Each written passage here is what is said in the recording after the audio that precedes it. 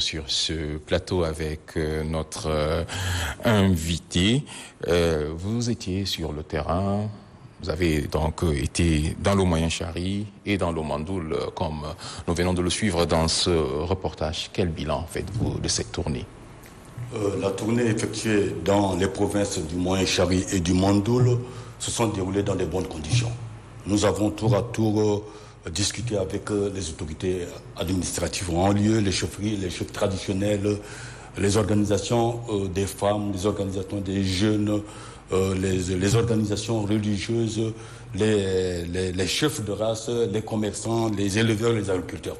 Donc nous avons pu rencontrer, disons, toutes les organisations sociales au niveau, disons, des deux provinces, et le bilan des rencontres s'est très très bien passé parce que nous étions à l'écoute de la population.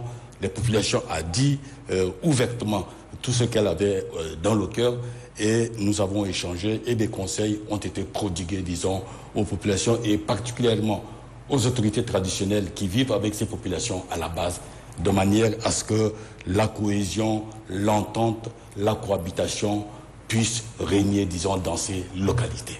Vous avez échangé avec les différentes couches de la population, comme vous venez de le dire, mais il ressort souvent, c'est un constat fait par justement ces différentes couches de la population, qu'il y a un problème et la politique serait à l'origine de certains troubles dans la région.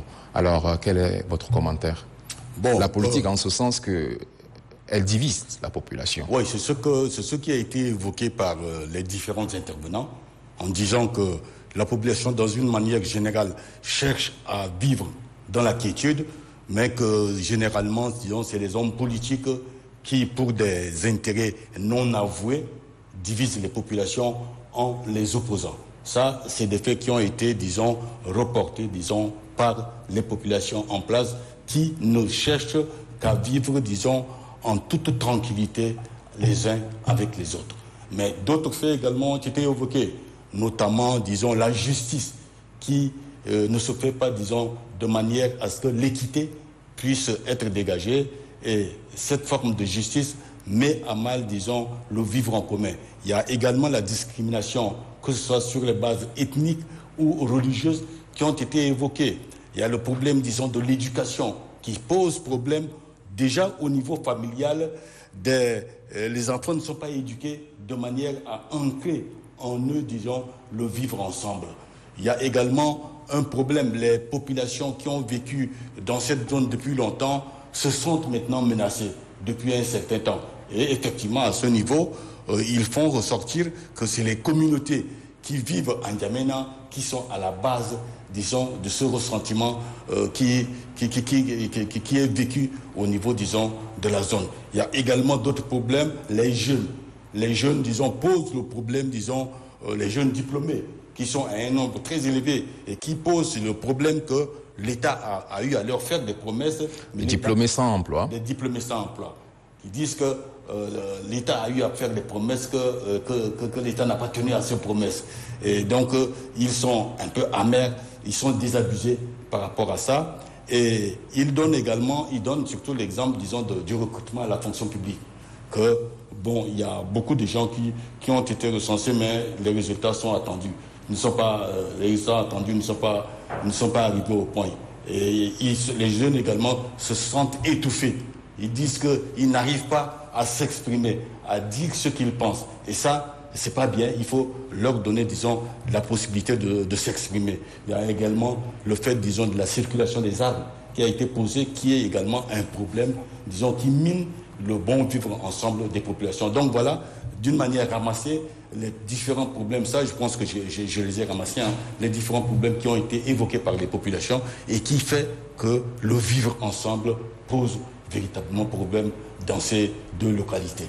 Il faut donner à la jeunesse la possibilité de s'exprimer. Est-ce que vous n'avez pas constaté qu'il y a une forme de rupture, j'allais dire, entre la chefferie traditionnelle et les jeunes?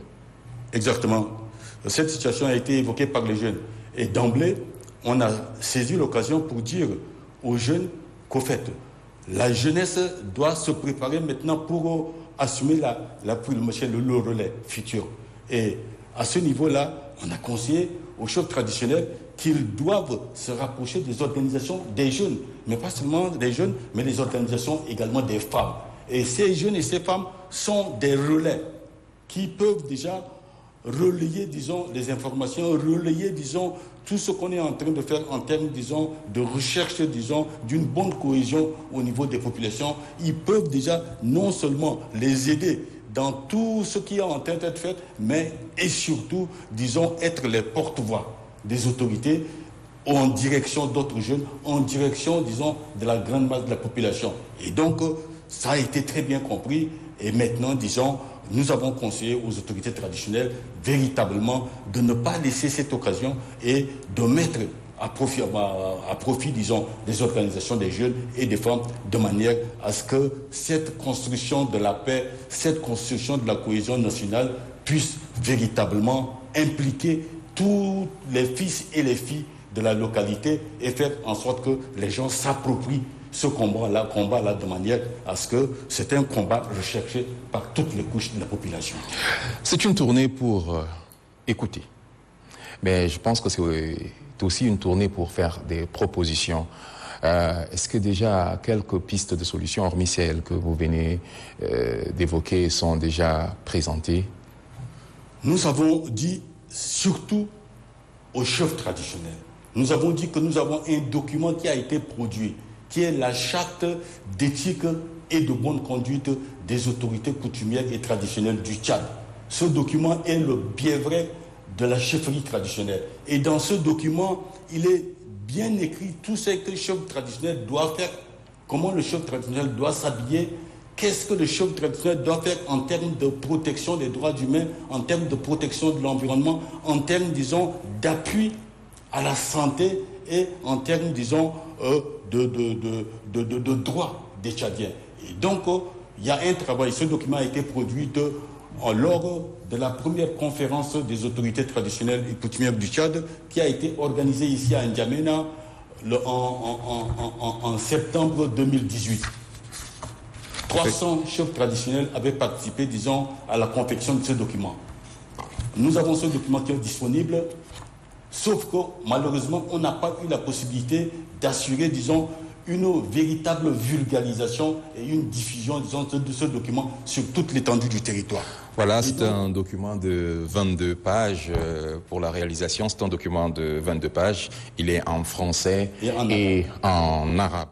Dès l'entame de cette édition, nous avons vu le chef de l'État, Kouri Bougoudi, lancer également un appel aux autorités traditionnelles pour leur demander de prendre leurs responsabilités. Est-ce que nous avons l'impression que ces derniers temps, avec les conflits qui surgissent ça et là, est-ce que les autorités traditionnelles n'ont pas failli? Les autorités traditionnelles et coutumières, notamment les sultans et les chefs de canton, vivent à la base avec leurs populations respectives. Et donc, c'est des populations, c'est des gens qui ont à cœur le vivre, disons, en paix des populations. Et quand il y a des conflits, les personnalités les plus impactées, ce sont les chefs de canton, ce sont les sultans. Et donc, ils n'ont aucun intérêt, disons, à raviver, disons, les tensions dans les populations. Donc, c'est la raison pour laquelle nous, à la base, on dit que la prévention, c'est le meilleur mode d'éviter, disons, que des conflits existent. Et c'est la raison pour laquelle nous conseillons l'instauration d'une justice équitable à l'endroit de toutes les communautés qui vivent dans la localité sans exclusive. S'il y a 2, 3, 4 communautés qui existent, la justice qui doit être donnée, s'il y a des torts, doit être donnée de manière à ce que l'équité soit respectée. De ne pas poser, disons, des actes judiciaires qui compliquent la situation entre les communautés. Ça, c'est une première chose. De deux, il faut également que les communautés qui vivent ensemble dans une circonscription donnée puissent respecter également les us et coutumes des communautés d'accueil. Il faut également qu'un investissement soit fait de manière à ce que le chef suive personnellement l'éducation des enfants à la base, au niveau familial, surtout de manière à donner les meilleurs conseils qu'il faut pour que les enfants puissent être éduqués dans un sens où le vivre ensemble, l'acceptation de l'autre soit une réalité. Éviter de créer de l'animosité au sein des communautés. Donc, il y a tout un panel de dispositifs à mettre en place de manière à ce que les différentes communautés se respectent mutuellement. Et donc, le chef doit veiller.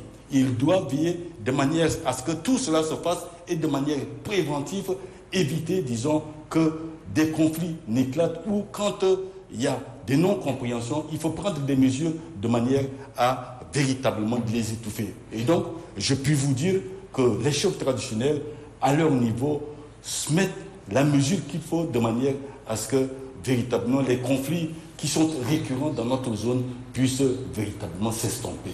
Et donc, on va veiller, on va continuer, on va sortir sur le terrain pour attirer l'attention des chefs de canton, des sultans, de veiller véritablement au niveau de leur circonscription, de faire en sorte que véritablement que les conflits ne puissent pas continuer à perdurer. Le temps nous imparti arrive donc à sa fin. Nous allons une question pour sortir. Cette tournée, c'est pour recueillir les avis de la population. Est-ce que c'est un mécanisme permanent ou bien il est ponctuel? Est-ce que c'est suffisant? Bon, nous Surtout pensons que nous sommes dans une phase de transition où avoir l'avis de la population est très important. Avoir l'avis de la population, comme vous le dites, est très important.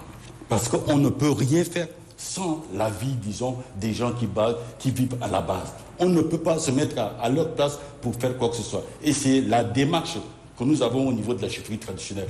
Pour recueillir des informations, il faut aller à la base.